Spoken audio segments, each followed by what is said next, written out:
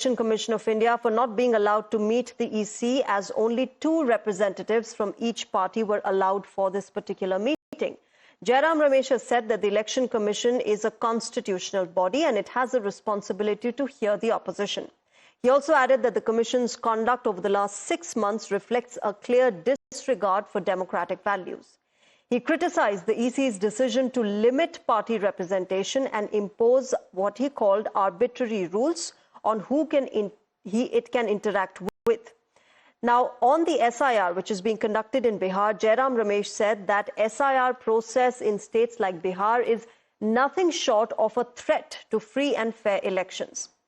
India Bloc leaders, remember, yesterday met with the Election Commission over the special intensive revision of the SIR of electoral rolls currently underway in the state of Bihar.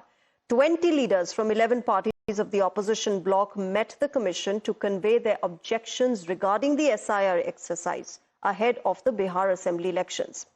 India Bloc told the Election Commission that the roll revision will impact 2 crore voters and termed this exercise as an attack on the Constitution.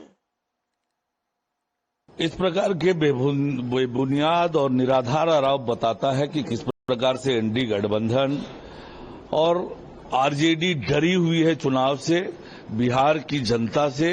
ये बताता है कि वे अभी से हार मान चुके हैं, हार के कारण ढूंढने में लगे हैं, पर बिहार की जनता ने तय कर रखा है।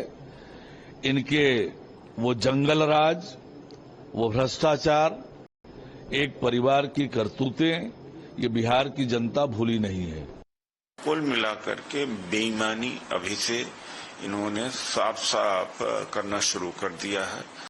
अब चुनाव आयोग तो भारतीय जनता पार्टी का अभिन्न अंग हो ही गया है, तो लोकतंत्र इस देश में खतरे में है। लोकतंत्र की रक्षा करने का काम केवल कांग्रेस पार्टी या कुछ पार्टियों का काम नहीं। दूसरी बात है कि जनता दल यू है या तो लोक जनशक्ति पार्टी है या और दल है, वो भी मौन है, इसलिए कि इसके मतलब कि लोकतंत्र वो भी खत्म करना चाह रहे हैं, क्योंकि वो बेनिफिशियरी हैं इसके।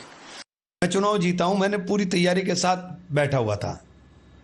हमारे एजेंट को ये पता था कि कब कौन सी मशीन आएगी, कौन सा नंबर, क्योंकि सारा डेटा हमने पहले ले लिया था। अब हर आदमी इतनी तैयारी के साथ बैठ नहीं पाता बेचारा। मेरा एक गांव उठा लीजिए, उस गांव के अंदर मेरे टेंटेटिव वोट इतने आएंगे, मुझे पता है, हर पॉलिटिकल आदमी को पता होता है कि इस गांव में मेरे इतने आएंगे, भाजपा के इतने आ सकते हैं।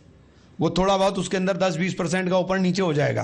अगर उसके अंदर 80% 90% का हो रहा है तो वहीं हमने कहा था रोक देना। हमें पता है हमारे गांव में क्या वोट मिल रहा है हमें,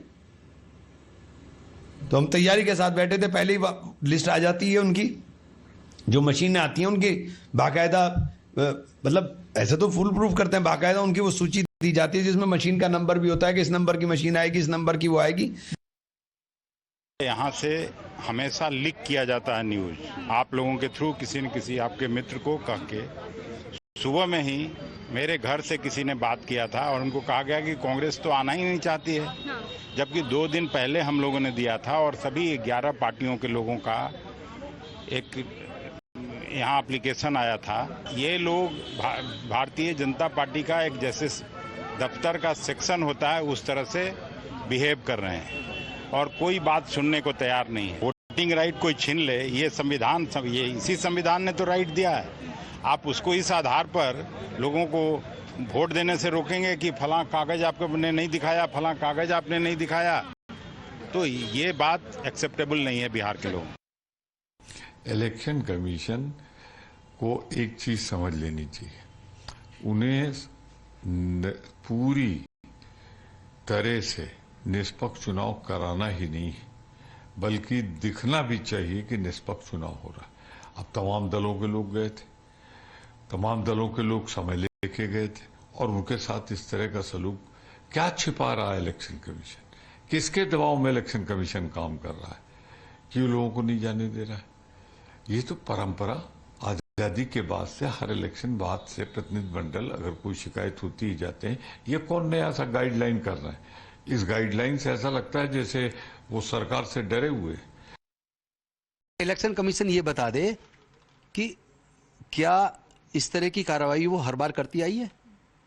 वो ये भी बता दे महाराष्ट्र के चुनाव में पिछले लोकसभा से इस लोकसभा तक 32 लाख वोटर बढ़े, और फिर लोकसभा चुनाव के बाद विधानसभा तक 5 महीने के अंदर 39 लाख वोटर कैसे बढ़ गए?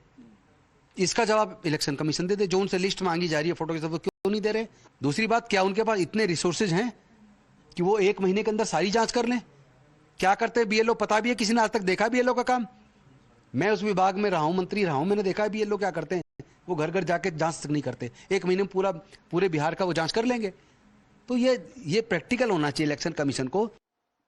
Responding to the opposition's concerns, remember the Election Commission has said that the SIR was being conducted in accordance with Article 326 of the Constitution. The Commission maintained that each concern raised during this meeting was addressed in full. ECI in fact added that it will only take cognizance of registered party heads for meetings over special revision of electoral rolls in Bihar. The EC has also thanked political parties for appointing over 1.5 lakh booth-level agents for ground-level participation in the SIR. Bihar के आगामी विधानसभा चुनाव में इंडी गठबंधन अपनी करारी हार को देखते हुए घबराहट और छटपटाहट में, तिल मिलाहट में है।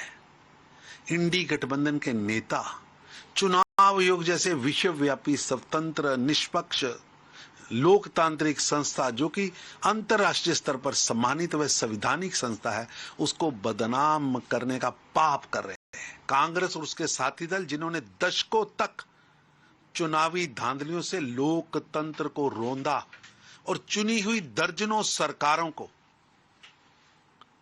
अपनी राजनीतिक महत्वाकांक्षा के लिए भंग कर दिया, अब जब पारदर्शिता आई है तो आप किस तिलमिलाहट में?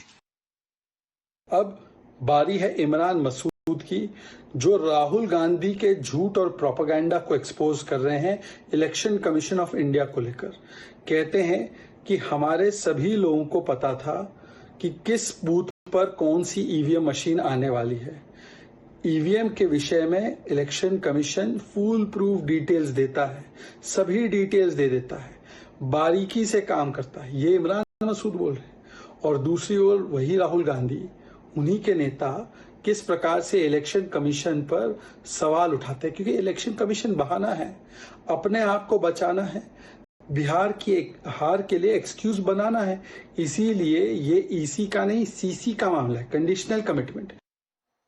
All right, shifting focus, ladies and gentlemen, the violence over language